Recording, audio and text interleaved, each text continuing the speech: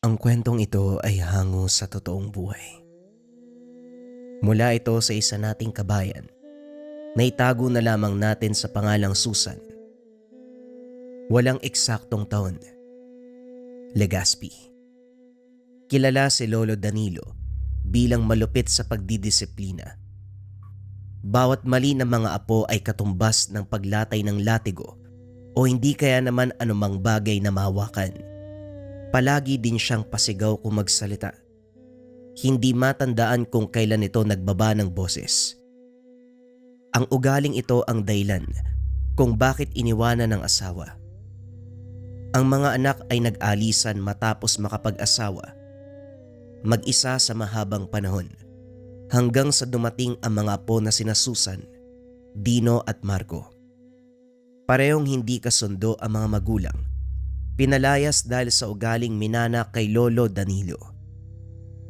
Pagdating sa tahanan ng matanda, hindi magkaisa.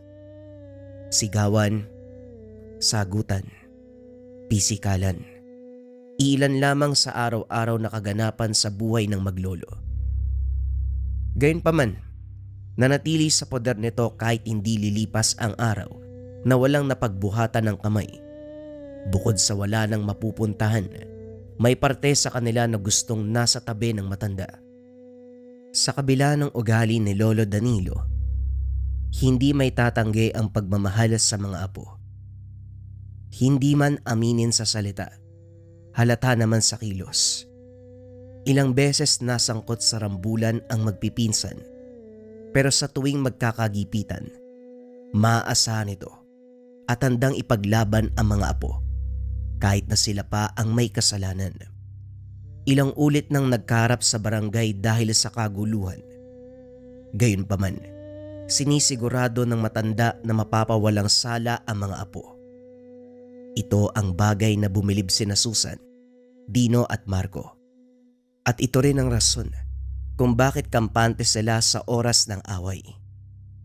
Hoy, masyado kayo maangas. Anong ginagawa niyo ha? Hindi kayo taga rito, kaya pwede ba umalis na kayo? Umaas na pang siga ang patpatin. Sandali, maganda ang kasama niyo ha. Papatulang ko sana kaso parang hindi naman babae. Wika ni Frankie, isa sa madalas nakaaway ng magpipinsan. Nagpahinga sila sandali sa tabi ng ilog. May mangga na hitik ang bunga. Namitas ng tig-iisa, bagay na kinagalit ng lalaki. Wag na wag mong inaasar ang pinsan ko kung ayaw mong mabugbog. Pinagsasasabi mong nag-aangas. Namimitas lang kami ng mangga. Inaano ka ba namin? Naalerto ang magpipinsan nang lumapit ang grupo. Hindi naman maramihan.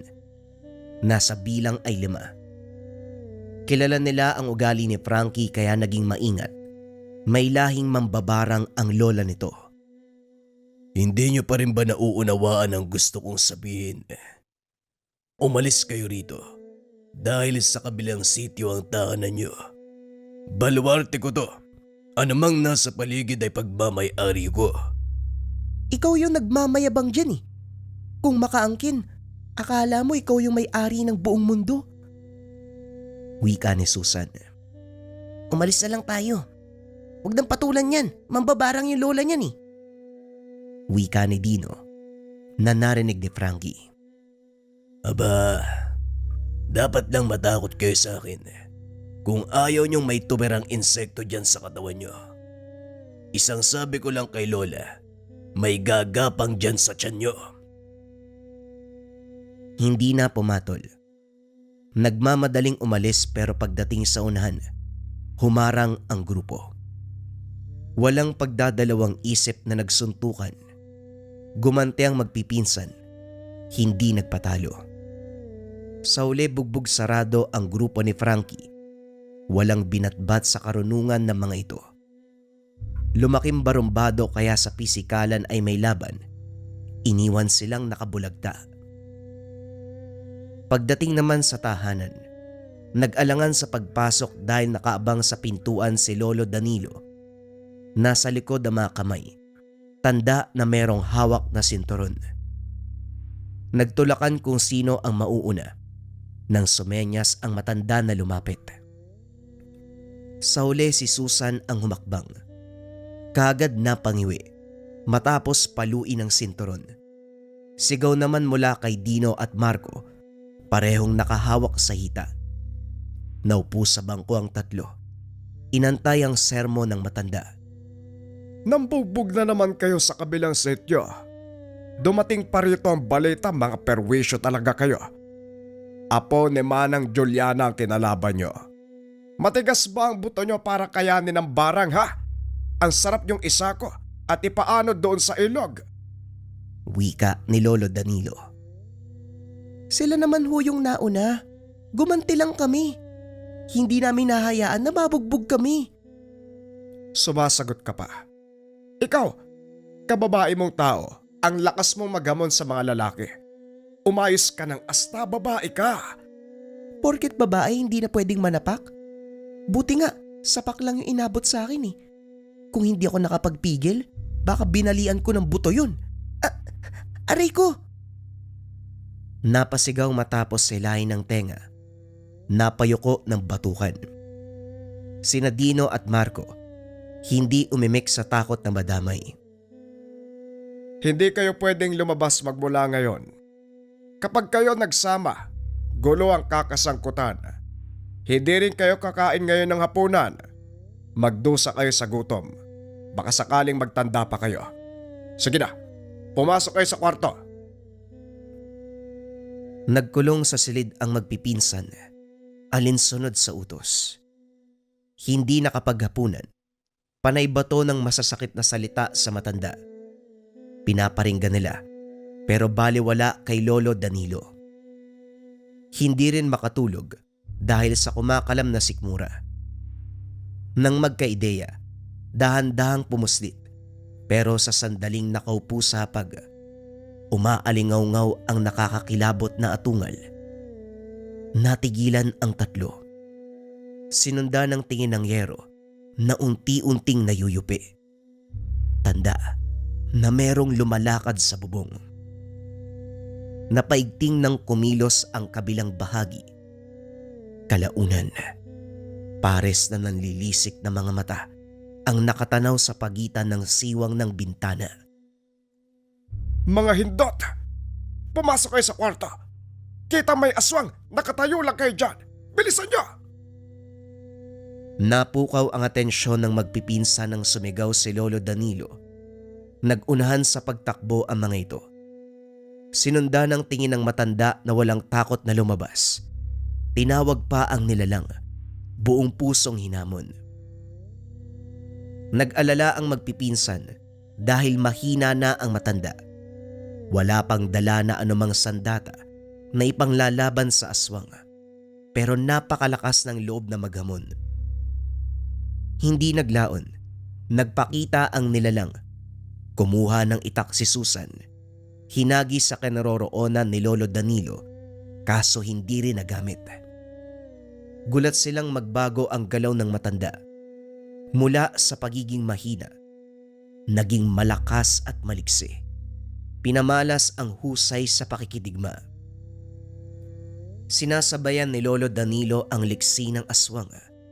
Bawat galaw ay natatapatan. Binabalik ang atake nito. Tumitilapon matapos masuntok sa dibdib. Namangha ang magpipinsan dahil sa bawat tama ng kamao ay parang humahagupit na kulog. Hindi nakatagal ang aswang. Bumulwak ang laman ng paulanan ng suntok sa tiyan. Hindi lang yun. Binalian pa ng leeg. Tulalang inabot ni Susan ang sako sa tabi ng hingiin ni Lolo Danilo. Pasimpleng sinilid ang katawan ng nilalang.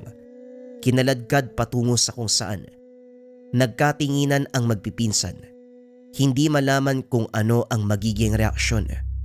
Bago makabalik ang matanda, pinag-usapan nila ang nasaksihan.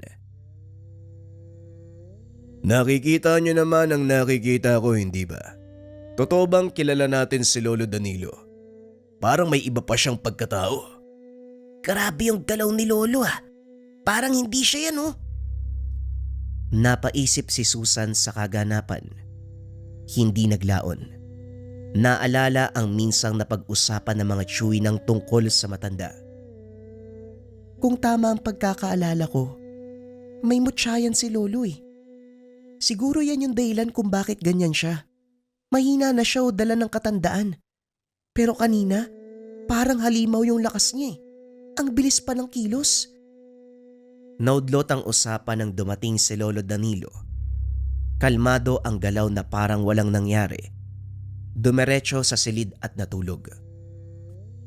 Kinabukasan nagising sila sa ingay. Maagang nagpukpok ng yero ang matanda. Nang makita sila, kagad sinigawan para tumulong. Umakyat sa bubong sina Dino at Marco. Si Susan naman ang nautusan sa paghahanda ng agahan. Pagkatapos, tinipon ang magpipinsan para sa mahalagang usapin. Tahimik na nakikinig ang tatlo sa bawat salita ni Lolo Danilo. Diretsahan ang pagsabi ng matanda. May nakaabang na banta sa buhay nila. Walang preno na sinabing aswang ang kalaban. Si Susan na palatanong, hindi napigilang mag-usisa. Lolo, sagutin mo naman kami. Sino ka po ba talaga? Parang nag-iiba yung katauhan mo kapag meron kang karap na aswang. Totoo po ba yung narinig ko kina Tia? May mutya ka? Ano naman kung meron? May problema ba tayo? Ikaw, Susana, bawas-bawasan ang pagtatanong, nakakairita ka. Sundin niyo ang sinasabi ko. Magmula sa araw na to, wala munang maglalakwat siya. Hindi kayo gagala dahil may banta sa paligid. Nakita niyo naman ang aswang kagabi. Higit pa roon ang makakalaban natin sa susunod. Natin talaga? Kayo lang naman po yung may kalaban na aswang eh. Dinadamay niyo pa kami. Kinaltokan siya ni Lolo Danilo. Maging si Marco at Dino, nadamay. Tumahimik ang lahat na magpatuloy sa pagsasalita ang matanda. Walang magandang ilalabas sa salita kung hindi pinag-iisipan. Umayos kayo tatlo. Kayo lang ang nagpapakulo ng dugo ko. Tandaan nyo, kapag sumuway kayo, hindi lang sinturon ang lalapat sa katawan nyo. Magkakasubukan talaga tayo. Lolo, hindi ka po ba nakukonsensya sa ginagawa niyo sa amin? Kumambugbog kayo, parang hindi kami ka-aray ko! Natahimik si Dino matapos lumatay ang walis sa binti. Tumakbo na rin sina Susan at Marco bago pa balingan. Nang mga sumunod na araw, kinulong sa tahanan ang tatlo. Hindi naman literal na nakakulong, sadyang hindi lang nakakalayo. Kung aalis man, diyan lang sa bakuran o sa likod ng bahay. Bawat galaw, sinusundan ng tingin ni Lolo Danilo, bagay na kinaiinisan ng magpipinsan. Hindi nagplano ng pagtakas. Gabi na nang mahimbing sa pagtulog ang matanda. Nakatsyempo ang tatlo, nagmamadali sa pag-alis. Ito ang gabi, kung kailan na pag-usapan ng kaibigan sa kabilang bayan. Kaarawan at may maliit na salo-salo. Tatlo naman sila, kaya hindi natakot na lumabas sa gabi. Pagdating sa tahanan ng kaibigan, kagad silang pinapasok at pinakain. Naging masaya ang mga sumunod na sandali. Kantahan, sayawan, kwentuhan. Maraming pagkain at inumin kung kaya't naaliw. Nagpaalam si Susan. Naghahanap ng pwesto para makiihi. Sa likod bahay ang palikuran na may iilang layong lakaran. Habang naglalabas, napansin ng dalaga ang kakaibang tunog. Parang hingal ng hayop. Dahil kuryoso kung ano, sinilip ang mayayabong na halaman. Nanlaki ang mga mata na may humablot at kinaladkad patungo sa masukal na bahagi. Sumubsob sa lupa matapos ibalibag. Tumayo si Susan. Ibinida ang lakas ng kamao. Kahit babae, sanay sa pisikal na laban dahil sa ilang ulit na pagkakasangkot. Likas din ang lakas ng mga kamao, kaya may ganang makipagbuno. Ang hindi lang maintindihan, hubog ng tao ang karap, kaso malabo ang pagmumuka. Dito rin nang gagaling ang hingal. Hindi may kakaila ang lakas ng kalaban. Pasimpleng umilag sa atake ni Susan. Hindi naglaon naging marahas. Lumapat ang mga kuko sa pisngi at nag-iwan ng sugat. Bagyang nahilo ang dalaga kaya piniling tumigil. Ikaw ang nag-iisang apong babae ni Danilo. Ang kaso mahina ka, kaya hindi mo taglay ang mutya ng kulog.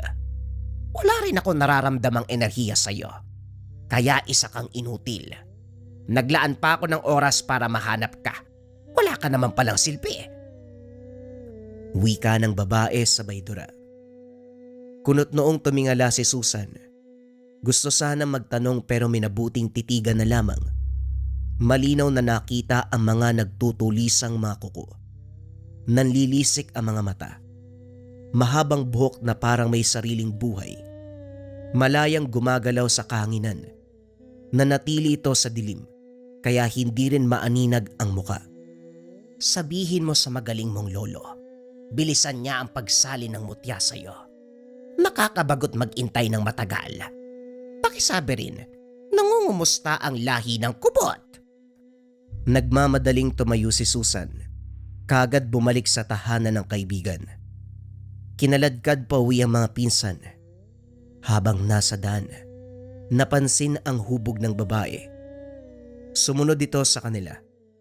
Binilisan ang lakad hanggang sa makarating ng bahay. Muli, hagupit ng sinturon ni Lolo Danilo ang sumalubong. Nahinto ang paglatay ng sinturon nang ipaliwanag ni Susan ang tungkol sa naganap. Natigilan si Lolo Danilo nang marinig ang salitang kubot. Hindi naglaon. Hinila sa kabilang kwarto ang dalaga upang makausap ng personal. Sino ang nagpakita sa'yo? Sinaktan ka ba niya? Anong ginawa ng hayop na yon? Nakita niyo naman na may sugat ako sa pisngi, hindi ba? Ito ang ginawa ng kubot. Sino ba yun? Yung mga kalaban mo. Kaming mga apo ang naiipit eh. Mabuti na lang kinaawaan ako ng Diyos. Kaya nakaligtas ako. At saka meron siyang sinabi na hindi ko maintindihan eh. Anong mutya ng kulog? Nagsayang lang daw siya ng oras para hanapin ako. Ano bang ibig sabihin nun? Ang apo ni Marlota, si Fidela. Kahit kailan hindi matahimik ang angkan na yun. Inubos ko na nga ang nakakatanda. Sumunod naman ang yapak ng mga apo. Kahit kailan nakakabuisit ang pamilyang yon, hindi na lang tumahimik. Tungkol saan ba kasi ang nangyayari, Lolo? Nung isang gabi may aswang na sumugod dito. Ngayon naman may bumiktima sa akin. Normal pa ba yan? Kung ano-anong kalokohan yung pinapasok mo eh. Kaya siguro iniwanan ka ng mga anak mo eh. Sa unang pagkakataon, tumahimik si Lolo Danilo. Nasanay si Susan na palagi itong may sinasagot pero sa puntong ito. Nag-iwas ng tingin sabay buntong hininga. Mararamdaman dito ang matinding galit. Sa mismong gabi, nag-abot ng patalim si Lolo Danilo. Nanlaki ang mga mata ni Susan nang sugurin siya nito. Sinigawan pang lumaban, gamitin ang patalim. Dahil sa tono nito, napilitang damputi ng itak. Nagdadalawang isip dahil lolo ang karap at may sandatang hawak. Kaso nang totohanin ng matanda ang atake, napilitan ding lumaban. Hindi maunawaan ni Susan ang nangyari dahil hindi naman siya ganong kabilis pero ngayon, nauunahan si Lolo Danilo. Para ding nababasa ang galaw ng matanda. Bago makakilos, nauhulaan ang sunod na galaw. Hanggang sa nagawang itumba ang matanda. Sa halip na masaktan sa lakas ng pagbagsak, tumawa pa ito. Pasimpleng tumayo at sa kauna-unahang pagkakataon, mababa ang tono ng boses. Malumanay ang pagsasalita at higit sa lahat, puro papuri ang salita. Kumana ang pagre-ritual ko. Lahat ng pagod ko nagbunga na sa ngayon.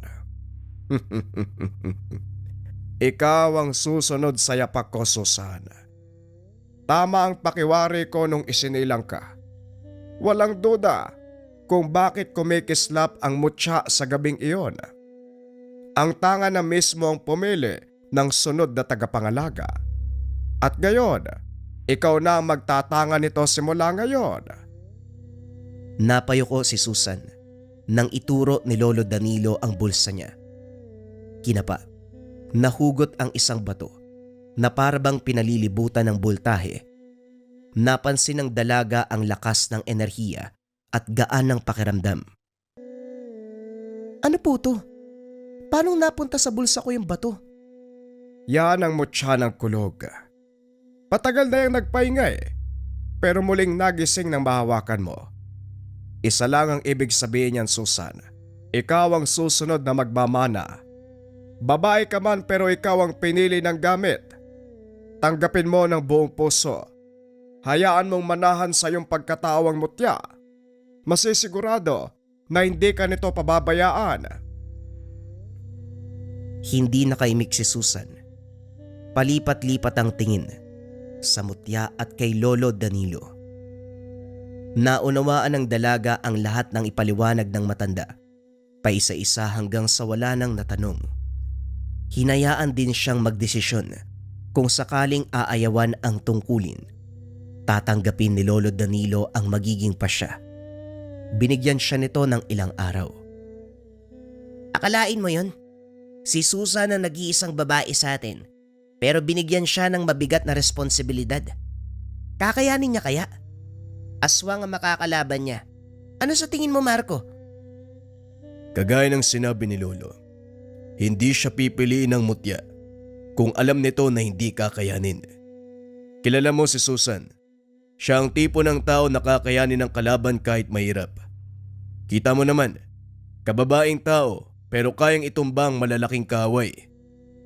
Siya lang ang pinsan nating babae, kaya bilang mga lalaki, tungkulin natin siyang protektahan. Kung sakaling mapapalaban siya, lalaban din tayo. Yan lang ba? Walang problema. Laban lang pala Pag-uusap ni Marco at Dino. Habang nakamasid sa pinsan, tinuturuan ng dasal at pamamaraan sa pakikipaglaban. Seneryoso ni Susan ang pag-aaral sa turo ni Lolo Danilo. Matapos maunawaan ng lahat, tinanggap kagad ang responsibilidad. Kusang nagpa siya ang isip at katawan para dito.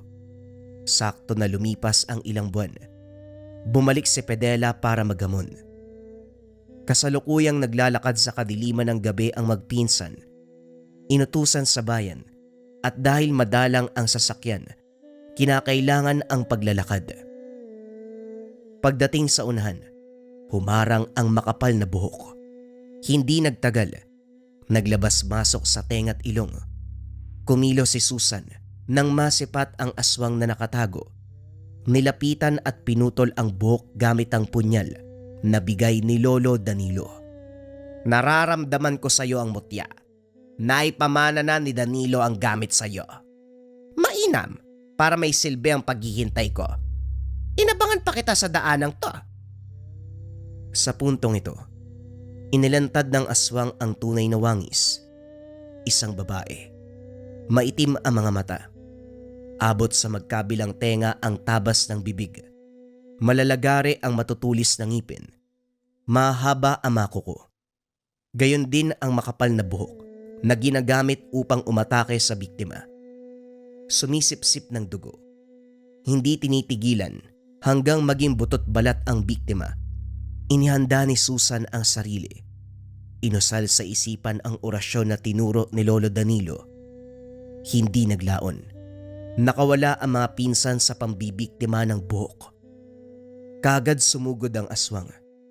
Sa bilis na mga buhok, kumapit sa katawan ng dalaga, pumulupot hanggang sa mahirapan sa paghinga. Nasa iyo ba talaga ang mutya? Pero bakit parang napakahina mo? Ano bang kailangan mo? Ano bang atraso sa'yo ni Lolo Danilo? Si Danilo ang umubos sa mga ninuno ko. Kaya gaganti ako para sa kanila. Ang kaso, hindi si Danilo ang gustong ipapatay, kundi ang susunod sa yapak niya. Dahil ikaw ang tumanggap, ikaw ang mamamatay. Habang kinakausap, Nakawala si Susan. Umepekto ang orasyon. Sa isang iglap bigla siyang nawala sa harapan ng aswang. Laking gulat nito. May bumaon na punyal sa leeg mula sa likuran. Habang iniinda nito ang sugat, marahas na kumilos ang buhok. Sinugod si Susan pero mabilis na naiwasan. Biglang tumiklop ng ilabas ang mutya ng kulog. Hindi makatingin ang aswang. Nasisilaw. Kaya inubos ni Lolo Danilo ang angkan nyo dahil kayong masama. Ang dapat sa inyo, mamahinga sa kabilang buhay. Walang pag-aalangan na sinuntok ni Susan ang aswang. Ilang beses yumanig ang katawan nito, kasabay ng pagkawasak ng muka. Hindi naglaon ay bumulagta na lamang. Pagbalik sa tahanan, magiliw na binahagi ng magpipinsan ang laban. Kaso biglang natahimik nang magsalita si Lolo Danilo. Ayon dito, hindi dahil napuksa si Pedela, ibig sabihin tapos na ang laban. May kapatid na minsang sumugod sa matanda. Alerto naman ang dalaga para kung sakaling magpakita ang kapatid, kagad na malalabanan. Mahabang panahon nang lumipas, sumapit ang punto na mayapa si Lolo Danilo dahil sa katandaan. Bigla na lang itong hindi nagising isang araw. Pero kahit wala na ito, nananatili pa rin sa tahanan ang magpipinsan. Napamahal sa yumao, kaya anuman ang mangyari, namamalagi pa rin sa tahanan. Sa puntong ito, napansin ni Susan, sa partikular na araw, may umaaligid. Binalaan sina Dino at Marco tungkol dito. Doble ingat at mas naging alerto sa paligid. Hindi nagtagal. Naglakas ng loob ang aswang sa pag-atake. Oras ng hapunan nang biglang tumagos si Marco sa dingding. Sa sobrang bilis, hindi nakita kung anong klase ng halimaw ang tumangay. Nang mag-init ang mutya, kagad kumilos si Susan, kaso walang naabutan. Nagtamo ng kalmot sa iba't ibang bahagi ng katawan ng pinsan, mano-manong gamutan. Ginamit ang iniwang lana ni Lolo Danilo. Mabilis humupa ang kirot, nagsara ang sugat. Nang tanungin ni Marco, pinaliwanag ang aswang na may mahabang kuko, malansa, mahaba ang dila, mabilis ang kilos. Kagad itong nawala matapos tangayin at kalmutin. Binulong nito ang pangalan, Lolo Danilo. Ilan ba yung aswang nakaaway ni Lolo Danilo? May kubot, tapos may kapatid pa. Hindi natin alam kung kailan naatake. Baka yun na yun. Walang duda, siya na nga yun. Angkan lang naman nilang binanggit ni Lolo Danilo. Nilinaw niya sa akin na wala siyang kalaban bukod dito. Kung ganun, lumabas na sa lungga niya ang aswang. Hindi na tayo ligtas dito. Kahit nasa loob ng tahanan, nagagawa pa rin. Uminit ang tangan.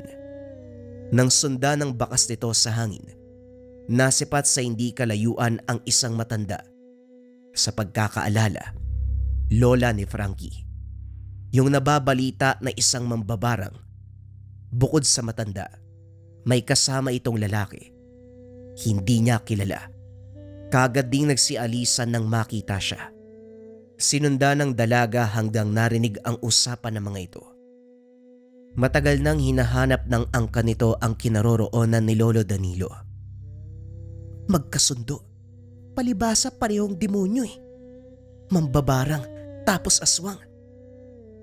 Gulat na napalingon ang mga ito. Hindi inasahan na nakasunod ang dalaga. Kagad kumaripas ang mambabarang. Iniwan ang aswang na lalaki. Tama nga pala ang sinabi ni Pedela. Isang babae ang sumunod sa yapak ni Tandang Danilo. Wala pa naman sa bukabularyo kung pumatol sa babae. Kaya ayusin natin ang hidwaan sa pamamagitan ng magandang usapan. Ibigay mo sa akin ang mutya na pumatay sa angkan ko at siguradong papalayain kita. Sino ka ba sa akala mo? Matatanggap ko pa kung si Lolo Danilo ang mag-uutos sa akin. Pero ang kagaya mo? Mukha mo. Walang maayos na usapan dahil hindi ako mabait. Inatake mo si lolo noon. Sinugod mo rin ang pinsan ko, kaya huwag kang umasa na magkakaroon tayo ng maayos na usapan. Parang hindi ka tunay na babae. Ang lakas mong magamon. Hindi ka ba natatakot na madulas ang swerte at bagsakan ka ng kamalasan? Walang makakapagsabi. Baka ikamatay mo kung ipipilit na makipaglaban sa akin. May oras pa para magpasya. Ibigay mo sa akin ang mutya. Ipapangako ko na matatapos na rin sa araw na ito ang kaguluhan sa pagitan sa atin. Inilabas ni Susan ang mutya. Nakita niya kung paanong kumislap ang mga mata ng kalaban. Inilahad ang palad sa pag-aakalang ibibigay ito. Sinugod ang dalaga. Nagpakawala ng ilang ulit na suntok. Hindi nakapalag sa bilis ng kilos. Napailing matapos matanggalan ng ngipin. Nasagad ang galit. Nagpalit ng anyo sabay atake. Sumugod ng kalmot. Kumagat pa kapag nagkataon. Pero lahat ng ito ay pasimpleng naiwasan ni Susan. Kinulang sa lakas ng aswang dahil ilang minuto na ang lumipas, hindi man lang pinagpawisan. Hindi rin kailangan kumilos ng kumilos dahil isang tabi lang ay nakakailag na. Nang makatsyempo, nahawakan sa leeg dahilan para mapahinto sandali. Mabuti pa yung kapatid mong babae. Nagustuhan ko ang pakikipaglaban sa kanya. Hindi hamak na mas malakas kumpara sa'yo. Bagong yanggaw ka ba? Masyado kang pulpul. Mas lalong nagalit ang aswang matapos ng panglalait. Hindi hinayaang makapalag. Binalian ng braso at binti. Sinaksak ang tiyan gamit ang sarili nitong kuko. Saka lang naglabas ng punyal si Susan para wakwakin ang tiyan at dukutin ang puso. Dilat ang mga mata ng aswang habang nakabulagta. Pagkatapos sa nilalang, pinuntahan ang bahay ni Frankie, hinanap ang mambabarang. Agad itong nakiusap na palampasin na lamang ang ginawa. Humingi ng tawad. Naramdaman ni Susan ang taimtim na pakiusap, kaya naman binigyan ng pagkakataon. Binantaan na kapag sisirain ang pangako, babalikan upang tapusin. Tumalima naman ang mga ito sa usapan. Matapos ang pangyayari, hindi nagpakampante si Susan. Patuloy na nagmamasid sa paligid. Maging ang pinsa na sina Marco at Dino, alerto sa lahat ng oras. Nang may pagkakataon, pinunta ng lugar na pinagmula ng kalaban. Ang naabutan ay lumang bahay na walang tao. Ang sabi ng kapitbahay, ang magkapatid na Pedela at Pedelang nakatira. Dahil patay na pareho, nakahinga ang dalaga. Sa kabutihang palad, tuluyang natuldukan ng problema, hindi na sinundan ang kaganapan. Sa pagdaan ng panahon, patuloy na ginampanan ni Susan ang tungkulin bilang manunugis. Dahil wala ng aswang na gumagambala sa pamilya, inasikaso ang mga nilalang na naglipana sa iba't ibang sulok ng bayan. At dahil hindi sa lahat ng oras mahuhulaan ang mangyayari, may pagkakataon na bigong isalba ang buhay ng biktima. Gayunpaman, marami siyang natulungan.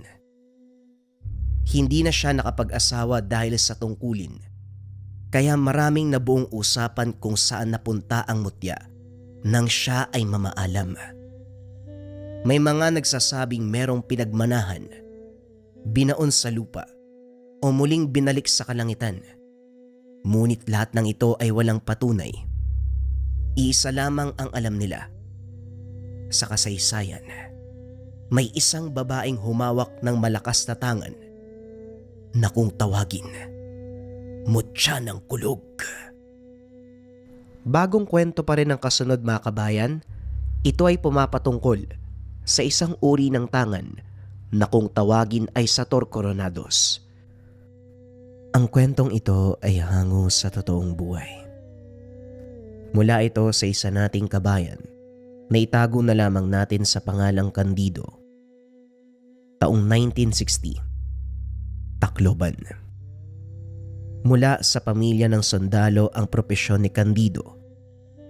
Mula sa ama at 4 na nakakatandang kapatid. 5 taon siyang nanilbihan sa kasulok-sulukang bahagi ng Mindanao na destino para tutukan ang problema tungkol sa mga rebelde. Nakikipaglaban din ang ama at mga kapatid sa ibang bahagi ng bansa. Isang araw, sa hindi inaasahang pagkakataon, nakatanggap ng balita na parehong nasawi matapos ang engkwentro. Sa pakiusap ng ina, nagbitaw sa tungkulin ang binata upang makatira sa piling nito. Hindi lingid sa kaalaman ang ganitong pangyayari dahil kabilang sa sinumpaan ang pagbuwis ng buhay. Pero hindi lang inasahan na sa isang pagkakataon, sabay na masasawi ang mga kapatid at ama. Pinakinggan na lamang ni Candido ang pakiusap ng ina na magbitiw sa katungkulan upang maisalba ang buhay at may matira pa sa pamilya. Umuwi sila sa probinsya at doon na nanirahan. Natutunan ang buhay probinsya, pagsasaka, pangangalaga ng hayop, karpintero at iba pang kabuhayan nakikita ng pera. Kontento naman sa sitwasyon. Walang reklamo ang ina. Sa paglipas ng panahon, tuluyang nagbago ang buhay ni Candido nang makatagpo si Tandang Ason. Ang antingero sa lugar, kilala ito bilang tagabenta ng samot-saring anting-anting.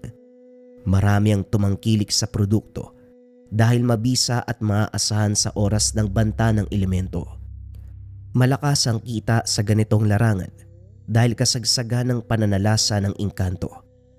Dumagsa ang mamimili. Isa na rito ang ina ni Candido. Nang makita ang gabundok na perang papel sa harapan ni Tandang Ason, nagkainteres ang binata na pasukin ang ganitong negosyo. Pero bago yun, question muna ang mga gamit. Manong, wag mo sanang mamasamain yung tanong ko. Talaga bang mabisa ang magawa mo? Baka kasi naglapat ka lang ng mahika para mabilog ang ulo ng mga tao. Para balik-balikan ang mga gamit. Wika ni Candido. Sino ka ba? Kung makapagtanong ka, parang may alam ka. Ngayon nga lang kita nakita dito Dayo ka ba? Tugon ni Tandang Ason. Lumad sa lugar na ito ang angkan ng nanay ko. Sa Maynila ako lumaki at ngayon nakabalik na. Anak ako ni Concepcion na anak ni Corazon. Yung maglalako ng tabako sa bayan. Pero isa kang kahihiyan sa angkan ni Corazon. Kilala bilang mabuting tao ang mga yon. Mainhin sa pananalita, iniisip ang bawat pagpapasya. Pero ikaw walang preno, talagang derechahan. Natahimik si Candido, pero ilang sandali lang ay patuloy na nagsalita. Nakita ko kung gaano kalaki ang kinita nyo sa pagbebenta ng mga anting-anting. Kung papayag kayo, turuan nyo ako. Balak ko magtinda rin Teka sandali nga, hindi ba sundalo ang asawa ni Concepcion at mga anak niya? Bakit parang namumulubi ka? Hindi ba maayos ang pasweldo ng gobyerno para sa naituring na tagapagtanggol ng bayan? Matagal na ho akong bumitiw sa pwesto sa takot na mamatay sa gera katulad ng ama at mga kapatid ko. Ibang usapan ho yun, Manong. Pero sagutin mo ho yung tanong ko. Paano ba tayo gagawa ng anting-anting? Tumitig ang matanda. Sinuri ng tingin si Candido mula ulo hanggang paa. Tumagos pa sa kaluluwa nang makita ang pagkadesperado. Inimbitahan sa loob. Isa-isang pinakilala ang mga gamit pero nilinaw na hindi ito maaasahan sa aktwal na laban kontra aswang o anumang uri ng elemento. Replika lamang ito at may kaunting karga ng orasyon na makakaya lang kontrahin ang mababaw na banta.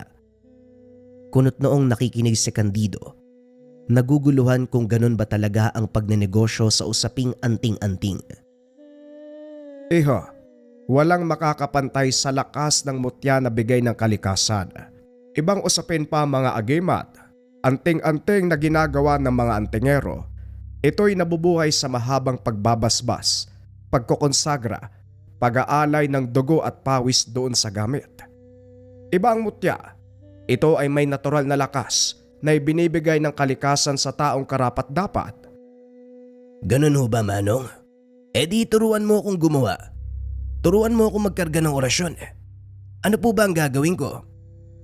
Ganyan ba talaga kapag sundalo? Diretsahan ko magsalita. Iho sa larangang ito, hindi dahil naisip mong pumasok ay pwede na. Kinakailangan ng matinding pagkapit sa paniniwala, dedikasyon at pangako na hindi babaliin sa oras na magkagipitan. Hindi ito negosyo ng tao na kapag bumagsak ay titigil ka agad. Dito, kahit maging baldado ka sa pakikipaglaban sa mga elemento, hindi ka bibitaw sa sinumpaang tungkulin. Napabuntong hininga si Candido. Hindi inasahan na ganong kaseryoso ang ganitong klase ng gawain. Napakamot ng ulo ng mapagtanto na hindi sila nagkaintindihan. Gusto lang namang matuto ng binata sa paggawa ng anting-anting upang merong pagkakitaan. Hindi ang sumabak sa anumang laban kontra aswang o elemento. Dahil magkaiba ang pagkaunawa, nagpaalam na lamang siya. Dapit hapon ng lakbay ni Candido ang daan patungo sa bayan. Pasan ang kalahating sako ng mais na ipapagiling pa upang maging bigas.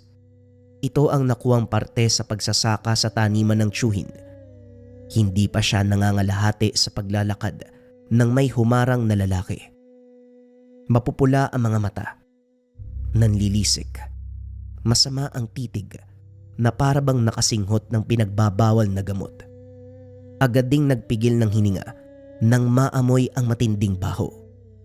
Malansa na parang nabubulok na karne, bigla itong sumunggab na ibagsak niya ang pasan upang pigilan ang bibig nito na mangangagat. At dahil retiradong sundalo, ginamit ang pisikal na lakas para pigilan ito. Tumilapon matapos masuntok. Kaso nang bumangon, muli na namang umatake. Sa pagkakataong ito tumutulo na ang laway. Kinabahan si Candido dahil sa isipan niya ay baka rabies ito. Sa pangamba na madamay ang katawan, napilitang bugbugin ng buong puwersa. Nawalan ito ng malay. Tinali sa puno gamit ang nahablot na baging sa kakawyan. Pagdating sa unahan, sinabihan ng mga tambay sa tindahan. Sila na ang umusisa, samantalang dumiretso naman siya sa bayan. Nagmamadali dahil malapit nang lumubog ang araw. Pagbalik na abutan ang mga tambay sa tindahan. Nagtanong siya. Sinabi ng mga ito na biktima ng yanggaw ang lalaki. Hindi siya pamilyar sa salita kaya nag-usisa. Pinaliwanag ng mga ito na bagong yanggaw lang ang lalaki.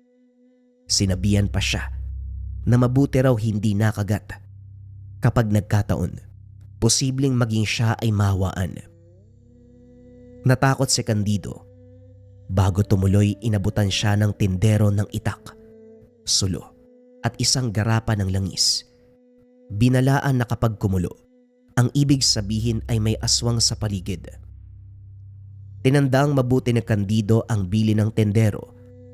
Nang lumakad na, hindi maiwasang matakot na baka nakaabang sa tabi ang yanggaw. Kahit sinabi ng mga ito na dinala sa pagamutan ang lalaki, kinakabahan pa rin lalo pa madilim ang daanan. Bawat akbang ay siyang pagkabog ng dibdib. Panaylingon sa tuwing may kakaluskos. Hindi naglaon, isang figura ng halimaw ang lumitaw. Tao pa rin ang hubog nito, pero nagtataglay ng kakilakilabot na wangis. Nanlilisik ang mga mata. Mahaba ang mga kuko at ngipin. Mahaba ang dila na parang may sariling buhay. Mabilis pang lumilipat sa iba't ibang direksyon. Hirap ang binata na habulin ng tingin hanggang sa bumungad sa harapan. Nabitawan ng sulo. Naiharang naman ng itak nang subukan siyang kagatin ng aswang. Nagpumiglas ang binata kaso lang masyadong malakas ang nilalang. Nagkasugat sa magkabilang braso sa mga kuko nito. At higit sa lahat, kinakapusan ang hininga sa tindi ng amoy.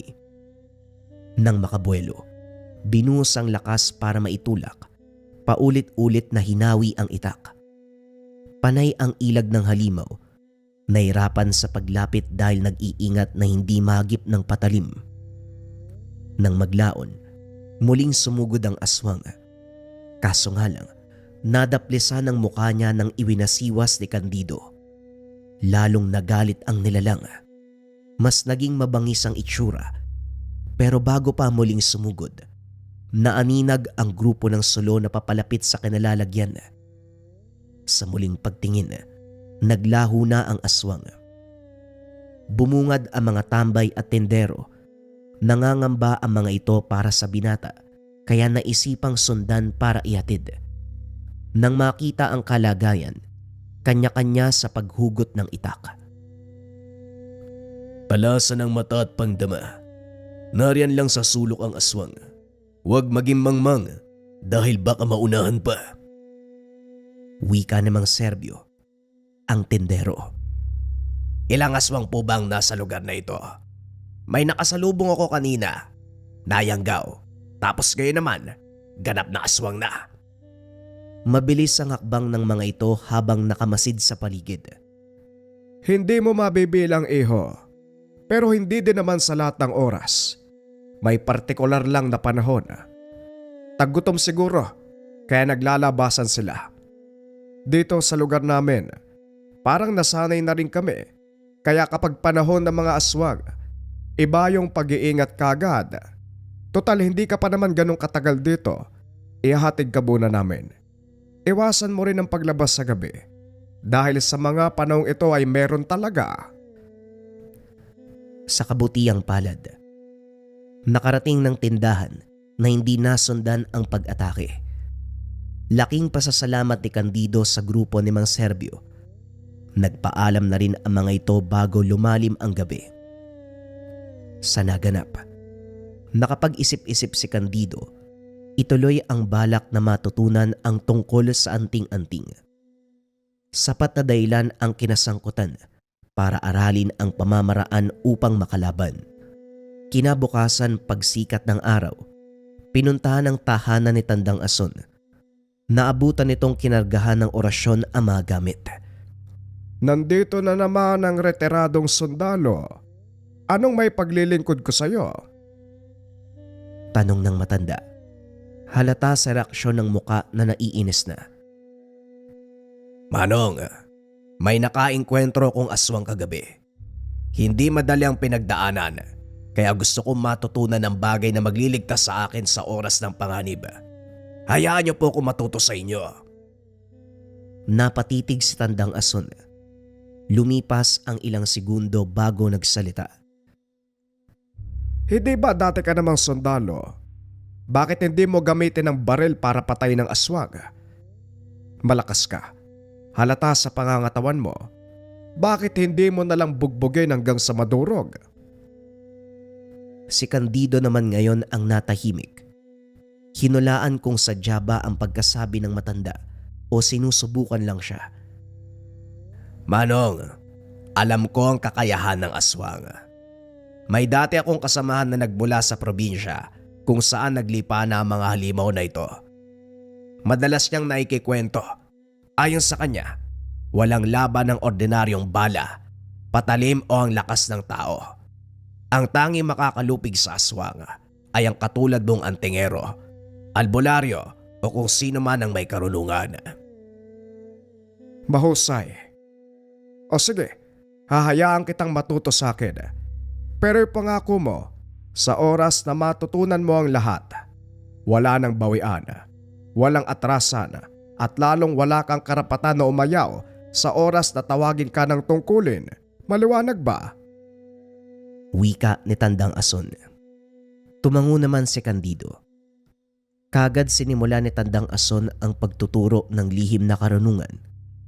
Gumugol ng ilang buwan para makabisado ang tamang pagbigkas ng orasyon.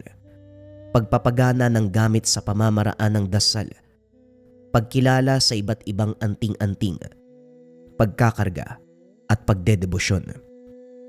Hindi na sila dumako sa pisikal na laban dahil tiwala si Tandang Ason na kakayanin niya, lalo pa isa itong sundalo. Sa huling araw ng pag-aaral, isang libreta at medalyon ang binigay bilang kabayaran ng pagpupursige ng binata para matutunan ang lahat. Sa paglipas ng mga araw, balik muna sa pagkayod para sa kabuhayan si Candido. Inaararo ang malawak na sakahan, nagtatanim ng binhi sa kabila, naghahakot ng panggatong mula sa bundok pababa ng bayan at kung ano-ano pa. Doble ang sipag dahil sa mga panong ito, iniinda ng ina ang karamdaman. Kanser ang lumabas ng resulta sa ospital. Tumama sa buto, kung kaya't nakaratay na ngayon. May mga gamot pero nilinaw ng doktor na papahabain lamang nito ang oras na ilalagi sa mundo.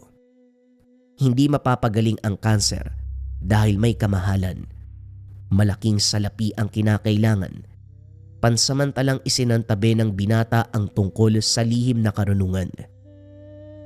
Iyo, magpalamig ka muna. Ilang ulit ka kasing pabalik-balik kaya naisipan ko maganda ng merienda. Huwag kang mag-alala, libre to. Nasabi sa akin ni Tandang Ason. Nabutan niya kasi ako naghahanda ng palamig para sa iyo eh. Magkakilala pala kayo? Wika namang Serbio. Tinawag siya nito sa tindahan. Huminto naman siya bilang respeto. Sa katunayan, nagpaturo ko sa kanya ng pamamaraan para mapuksa ang aswang. Tinuruan ka ba? Ay nako, mapiling tao yun ha. Pinsan yun ng pinsan ko. Medyo malayong kaanak, pero malapit sa isa't isa. Kilala ko ang ugali, pero masisiguro naman na mabait at bukal ang loob sa pagtulong. Maigpit lang siya kung lihim na karunungan ang pag-uusapan. Tama ka nga. Mabuti nga nakayanan ko maging maestro siya sa loob ng ilang buwan. Medyo mahirap pero matalino naman siya magturo. Ganun ba? Nako. Magpasalamat ka, binigyan ka niya ng oras. Malamang nakitaan ka niya ng potensyal kaya pumayag siya na turuan ka. Anong binigay niya? Eto ho, isang medalyon at sa kalibreta na may simbolo at salita. Sa katunayan, hindi ko pa ito binigyan ng pansin kasi nagkataon na sumabay ang kondisyon ni nanay. Kailangan munang kumita ng pera para sa gamot. Inabot ni Candido ang libreta at medalyon. Nang buklatin, nanlaki ang mga mata kasabay ng pagsulyap sa medalyon. Ito ang medalyon ng Sator Coronados. Mataas na uri ng medalyon. Dahil hindi lang to nagmula sa kanan, may basbas ng kalangitan. Magdebosyon ka para mapagana ang bisa ng medalyon. Iyo, matitiyak ang kaligtasan mo kapag nagkaisa ang pagkatao at gamit mo. Simulan mo ang pagdedebosyon ngayon para sa mga susunod na araw, mararamdaman mo ang taglay na lakas. Nakaramdam ng tuwa si Candido sa sinabi ng matanda. Nagmamadali sa pag-uwi. Sinimulan ang pagdedebosyon. Araw-araw hanggang sa sumapit ang oras na mapagana ang medalyon. Mabilis na nagkasundo ang enerhiya nito sa kanya. Nag-uumapaw ang bisa, kasabay ng hatid na pakiramdam, kagaanan ng loob at matiwasay na daloy ng lakas. Kinagabihan, nagamit kagad ng binata ang medalyon nang may magtangka sa buhay ng sakiting ina. Isang uri ng aswang, ang maninilong. Mahaba ang dila ng nilalang na ito. May kakayahang maging mas manipis kagaya ng sinulid. Tatago sa sahig. Kukonekta sa katawan ng tao. Unti-unting hihigupin ang lakas hanggang sa malagutan ng hininga. Pinaniniwalaan na ang aswang na ito ang nasa likod ng biglaang pagkamatay ng mga pasyente kahit mahabang oras pa sana ang itatagal. 10 oras nang maalimpungatan si Candido sa init ng medalyon. Nakasilid ito sa bulsa. Nakalimutang hugutin. Naalerto sa senyales. Pinakiramdaman ng paligid hanggang sa namataan ang aswang sa siwang ng sahig. Gumagapang patungo sa kinalalagyan ng ina. Walang pagdadalawang isip. Hinugot ang itak. Palihim na lumabas. Bumulong ng orasyon ang binata para paganahin ng sabulag. Hinawakan sa binti ang aswang. Kinaladkad palayo ng tahanan. Sa kakawayan nito dinala. Walang patawad na pinatay. Gulong-gulo ang halimaw dahil may humahagupit pero walang nakikita. Hindi nakapalag hanggang sa nalagutan. Sa hindi inaasahang pagkakataon, nakasalubong si Tandang Ason. Kakagaling lang din ito sa panunugis doon sa kabilang lugar. Dahil nagpang-abot, nagkayayaan na mag-inuman. Pinaliwanag ng binata ang karanasan sa medalyon. Natutuwa ang matanda habang nakikinig. Ganyan din ako nung unang mahawakan ng medalyon. Kailangan handa ka palagi dahil nang bibigla yan. Basta-bastang nagbibigay ng senyales. Kahit ang aswang ay nasa kabilang sityo. Malawak kasi ang pang-amoy kaya walang elemento na nakakalusot kahit nasa malayo. Nga pala, siguraduhin mong mababantayan ng 24 oras ang nanay mo. Ganyang kalagayan ng paborito ng maninilong. Alam mo na ang tungkol sa aswang na ito. Siya ang uri ng aswang na naligpit mo kanina. Yun nga ho eh. Nagpapasalamat ho ako sa binigay niyong medalyon. Kung hindi dahil dito, hindi ko na alam ang kalagayan ni nanay. Gamit pa mismo ang gumising sa akin para iligtas ang nanay ko. Nga ho pala, ano ho palang tangan mong medalyon? Kagaya ng sayo, Sator Coronados. Dumaan sa ilang henerasyon ng pamilya namin, pero natatandaan ko pa, pasalin-salin na kwento ng mga ninuno tungkol sa pinagmula ng medalyon. Kung tawagin pa Kambal Sator, dahil dalawa nung binigay ng isang obispo. Pinalad na makapagtrabaho sa ibang bansa mga ninuno ko. Nagsimula sa mababang posisyon hanggang sa tumaas. Mula sa sitwasyon, nagpalipat-lipat ang simbahan dito sa bansa. Swerteng napili na magsilbi sa simbahang Katoliko ng Vatican. May nakilalang obispo, hindi pinangalanan kung sino. Siya mismo ang nagbigay ng Kambal Sator na pinagana ng isa ko pang ninunong albularyo. Dumaan sa maraming kamay at ito ngayon, tinatangan ko. Kung ganon, ang kanyo lang dapat ang magmay-ari nito. Hindi dahil nagmula sa mga ninuno, saan kan lang namin mapupunta ang medalyon. Hindi ganon ang pamamalakad ng gamit. Sino man ang matipuan nito, sino man ang may malinis na kalooban na handang magsilbi, pwedeng magtangan. Sa'yo na ang bagay na yan kaya gamitin mo. O siya, masyado nang malalim ang gabi. Lalakad na ako. Sinundan ng tingin ni Candido ang matanda. Lumipat ang pansin sa medalyon. Napahugot ng hininga. Matapos marinig ang kwentong pinagmula ng gamit, lihim na pinangako sa sariling aalagaan at pagsisilbihan hanggang kamatayan. Sa pagdaan ng mga araw, unti-unting lumala ang kalagayan ng ina ni Candido. Wala na itong pandinig, panlasa, wala na sa tamang pag-iisip. Nakakalimot sa lahat-lahat. Hindi niya rin masisi dahil matanda na ito. Hanggang sa sumapit ang gabi na tuluyang na maalam. Masakit para sa binata dahil nawalan siya ng ama at mga kapatid. Ngayon naman ang sumunod ay ang ina. Sa sandaling binuro lang katawan, dumalo si Tandang Ason. Nagtataka dahil parang biglaan ang pagkamatay. Nang makalis ang mga bisita, pasikretong sinuri ang bangkay. Kahit nilapatan na ito ng kemikal doon sa morgue, nagawan pa rin ang paraan ng matanda. Napabuntong hininga nang mapansin ang bakas ng aswang. Candido, ni minsan ba, iniwanan mo ang nanay mo? Kasi kung nasa paligid ka lang, mahaharangan mo kagad ang sumpa, maging ang elementong umaaligid. Pero anong nangyari?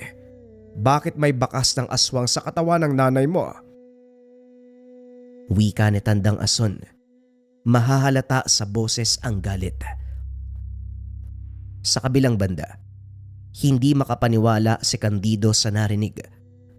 Naalala ang araw na lumabas ng bayan upang bumili ng gamot. May pagkakataon na iniwanan ko pero hapon yun, Manong. Pataas pa ang sikat ng araw.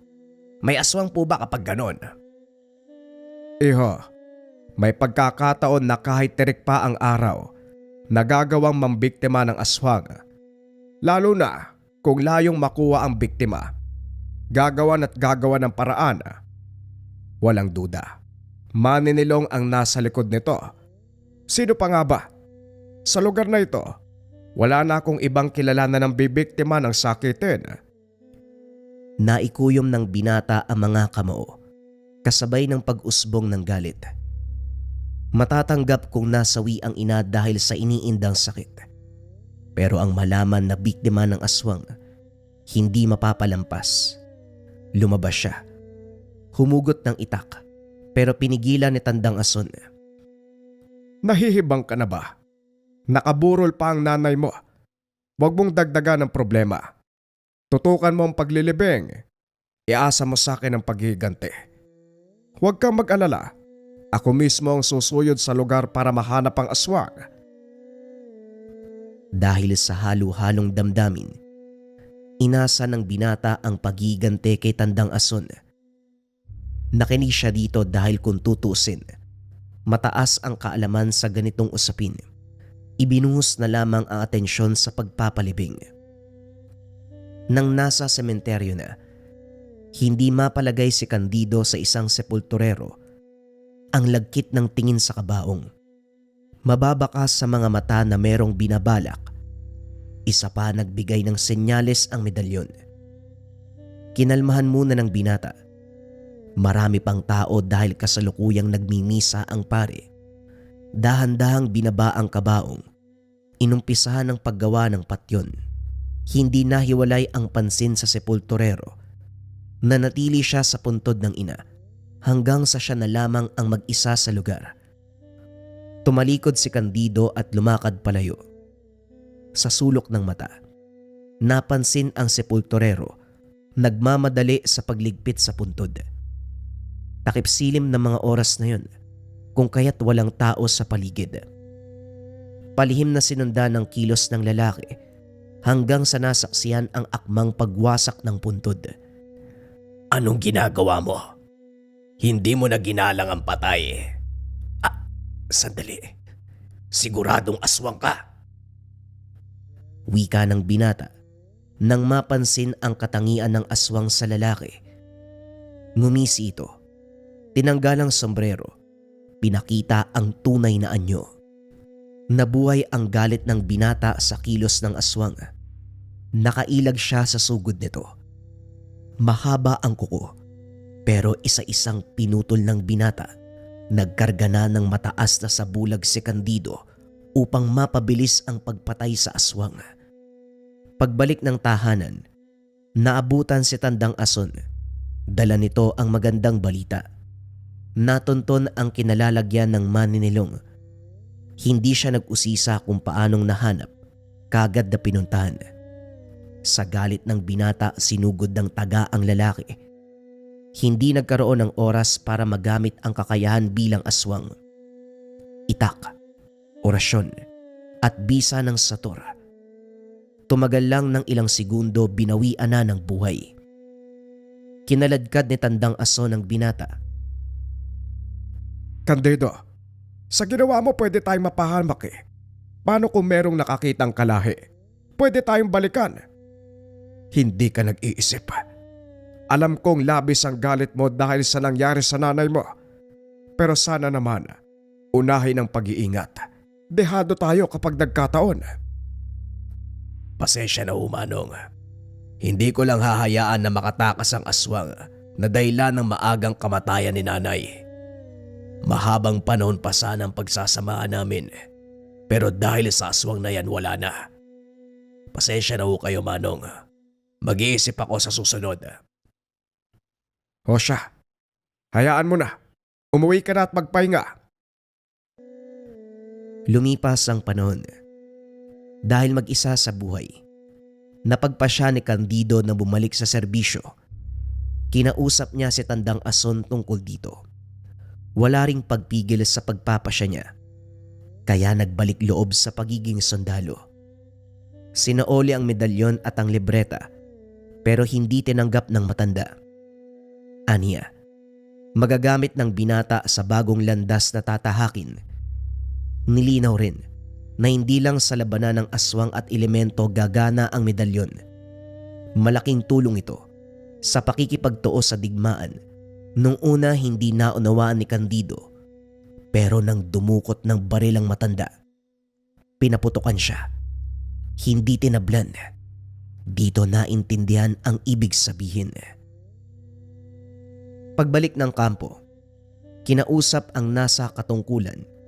Natuwa dahil isa si Candido sa maaasahan. Sakto rin, nangangailangan ng dagdag sundalo para sa pakikipaglaban. Muling pinadala si Candido sa kabilang panig ng bansa upang sugpuin ang pananalasa ng rebelde.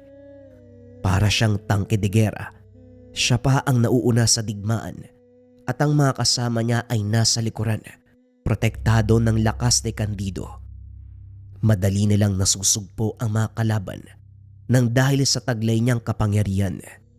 Kaya naman sa paglipas ng panahon, nabigyan din siya ng bansag, taong bakal na nagtatangan ng Sator Coronados.